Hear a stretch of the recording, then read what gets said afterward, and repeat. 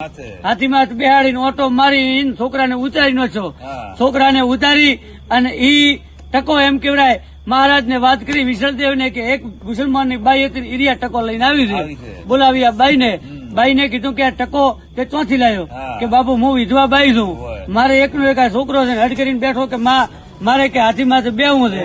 ખૂબ કીધું પણ આ છોકરો માન્યો નહીં એટલે અમારી કને કોઈ હતું નહીં. પણ અમારે મુસલમાનોમાં એવો રિવાજ છે કે મરેલ દફનાવે ને ત્યારે એમાં એક ટકો નોખે. વિચાર કરો તો રાજા વિશળદેવને કેટલો લોભ લાગ્યો હોય છે કે 1% હારું કરી અને આખા અજમેરની એમ કેવડાય કબરો ખંદાવી નથી કે ટકા અંદર કાઢો, કબરો ખોદી ટકા કાઢો. આખા અજમેરની કબરો ખંદાવી નથી. આટલું ધન ભેગું કર્યું વિશળદેવને, આટલું બધું ધન ભેગું કર્યું, આટલી સંપત્તિ ભેગી કરી. હવે વિશળદેવને બીજી લાડી લાવેલો, બીજી રોણી પોતે લાવેલો. એટલે આ બીજી લાડીના દાસીએ કોણ ચેવા ભર્યા કે તમા કરતા પેલા રોણી હતો એ પોતાને ખૂબ વાલો હતો. મહારાજને કે પેલા રોણી ખૂબ વાલો હતો. ના કે શું વાત કરો છો, હશે વાલો પણ અત્યારે તો મારું કીધું કરે છે.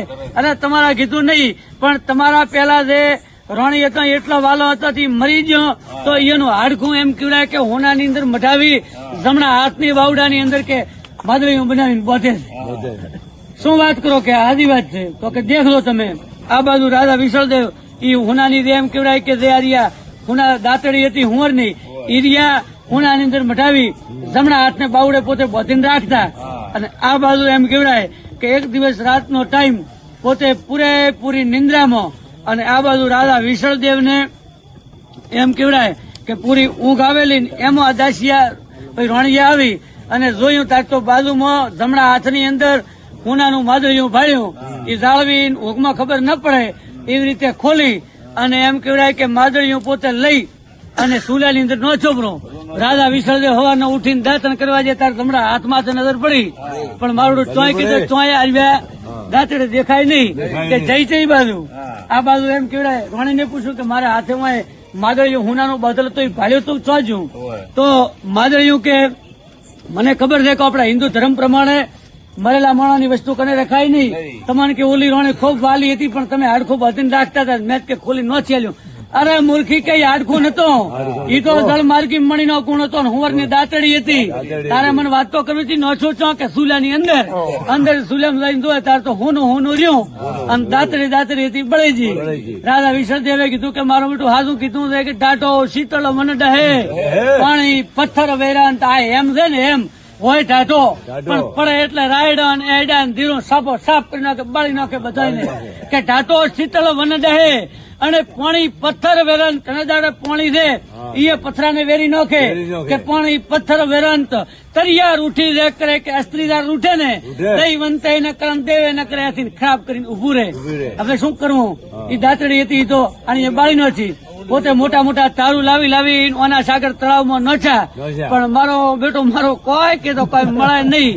હતું એ બધું આની માથે હતું. પાણી માર્ગ કરે તાર ભયનું નવરાતું ખૂબ તારું લાયા પણ કોઈ મળ્યો નહીં. પોતે એમ કહેવાય કે તળાવની બેવડો આટા મારે અને નેહાકા નોખે કે મેં આ બધું આટલું ધન ભેગું કર્યું, મારો બેટું આની અંદર બધું રહી ગયું. અમુક ઉંમરલાયક હોય, ડોહા હોય, હવે 80 વર્ષના હોય તો અહીંયા એમ કહેવાય ઘરની અંદર માયાની અંદર મોહ હોય. અમુક ઉંમરે વાનપ્રસ્થ આશ્રમ એમ કહેવાય સંન્યાસ આશ્રમ ધારણ કરી લેવો જોઈએ. છોકરા પેંડાવી નાખો એટલે પછી છોકરાની જવાબદારી આલી જેવડાય. પછી ઘરમાં મોહ રખાય નહીં નકા પછી હાફ થઈને બાપુ આવે મારો અમારે કે ટોકા પડ્યો રહે કેળતો નહીં પણ ચોથી કેળે તારો તીધી વિડીયો બાપુ છે ચોથી કેળે તો હારું આવ્યો છે જેમ છોકરાએ કર્યું. આ ઘરમાં ઘણો મોહ રાખ્યો એની વાત નકા પછી મોટા મારવા પડે બીજો છૂટકો નહીં. અને આ બાજુ રાજા વિશળદેવ એમ કેવડાય એ હાફવાળા કહેડાય. રાજા વિશળદેવ તળાવની પાળે કાયમ ફરે અને એમાં પોતે એમ કેવડાય કે તાર અંત સમય પોતાનો ઢુકડો આવ્યો કદી પોતે પોતાના માણસોને કીધું તો કે હું મરી દઉં તાર મારા હાથ નનામીની અંદર બારે રાખજો, મારા હાથ નનામીની અંદર બારે રાખજો. હું મરી દઉં તારે અને તાર પોતે મરી જાય તાર નનામીની અંદર હાથ બારે રાખ્યા હતા. તદી પોતે છેલ્લા મરતા 2 દુઆ પોતે કીધા હતા કે કરોડ સ્ત્રીઓ આભરણ લાખ કહેંદો ભાર 1 કરોડ બૈરા પૂરો દાગીનો પહેરે એટલું બધું હોનું એમ કહેવાય કે મેં આ તળાવોના સાગર ની અંદર ખાલ્યું છે. કરોડ સ્ત્રીઓ આભરણ લાખ કહેંદો ભાર 1 લાખ હાથી તોણે એટલું હોનું મેં તળાવ ની અંદર ખાલ્યું છે.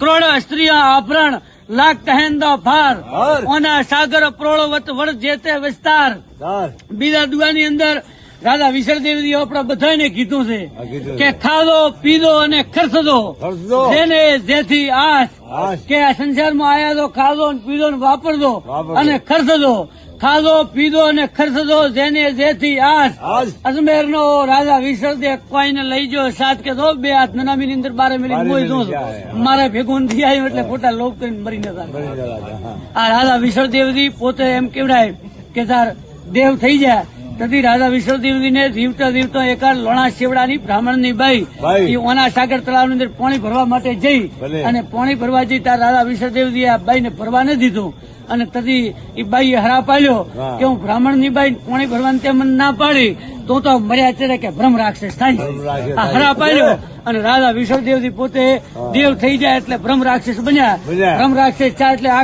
આખું અજમેર એમ કહેવાય કે ઉજળ કરી નો છો ઉજળ કરી નાખ્યું. હવે આખું અજમેર ઉજળ કરી નો છો અને અજમેર ની અંદર એમ કહેવાય એક મોણો રાખ્યો નહીં રાખ્યો અને નહીં. રાધા વિસળદેવજી ને રોણી હતો અને પોતાનો દીકરો કુંવર રોણી પોતાને પિયર મળવા માટે ગયો હતો હા, ભલે. રોણીને ખબર પડી રાધા વિસળદેવજી પોતે